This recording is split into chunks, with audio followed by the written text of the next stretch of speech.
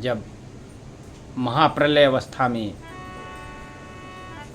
एकावर्ण के मध्य पट वृक्ष पर भगवान विष्णु बाल रूप में शयन कर रहे थे और बड़े ही विचार मग्न थे कि किस चिंतात्मा शक्ति से मुझे इस बाल रूप में उत्पन्न किया है, मैं उन्हें कैसे जानूं।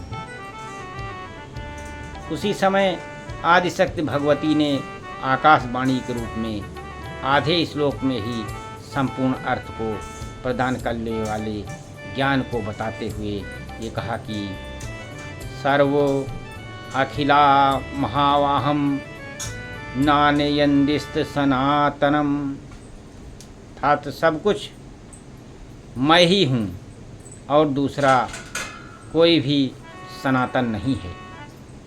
भगवान बाल मुकुंद सोचने लगे कि इस सत्य वचन का उच्चारण किसने किया, उस कहने वाले को मैं कैसे जानूं, वह स्त्री है या पुरुष। तब उन्होंने उस श्लोकार्ध रूपी भागवत को अपने हृदय में धारण कर लिया। वे उसके अर्थ पर चिंतन करने लगे और बार बार उसका उच्चारण करने लगे। बाल मुकुंद की चिंता देखकर उसी समय भगवती पराशक्ति शंख चक्र धारण किए चतुर्भुजा महादेवी के रूप में अपनी सखियों सहित वहाँ पर उपस्थित हो गई।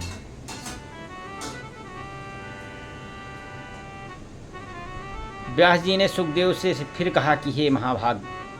तब ब्रह्मा जी ने उस भागवत का संग्रह किया और उन्होंने इसे अपने पुत्र नारद जी को सुनाया। पूर्व काल में वही भागवत देवर्षि नारद जी ने मुझे दिया और फिर मैंने इसे 12 स्कंधों में विस्तृत रूप से वर्णन किया।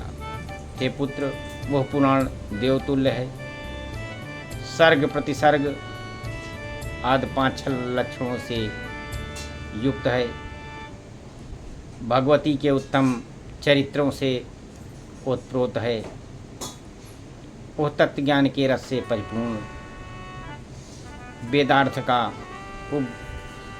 ग्रहण करने वाला, ब्रह्म विद्या का विधान एवं भवसागर से पार करने वाला है।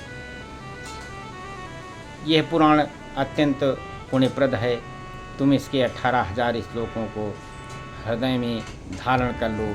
यह पुराण पाठ तथा श्रवण करने वाले के लिए अज्ञान का नाश करने वाला, दिव्य ज्ञान रूपी सूर्य का बोध कराने वाला है।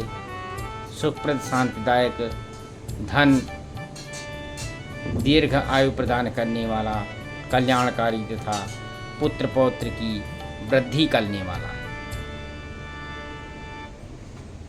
इस प्रकार वेद व्यास जी के द्वारा प्रेरित किए जाने पर व्यास जी के शिष्य सूत जी ने तथा सुखदेव जी ने श्लोकार्ध से विस्तृत हुए श्री देवी भागवत पुराण का अध्ययन किया।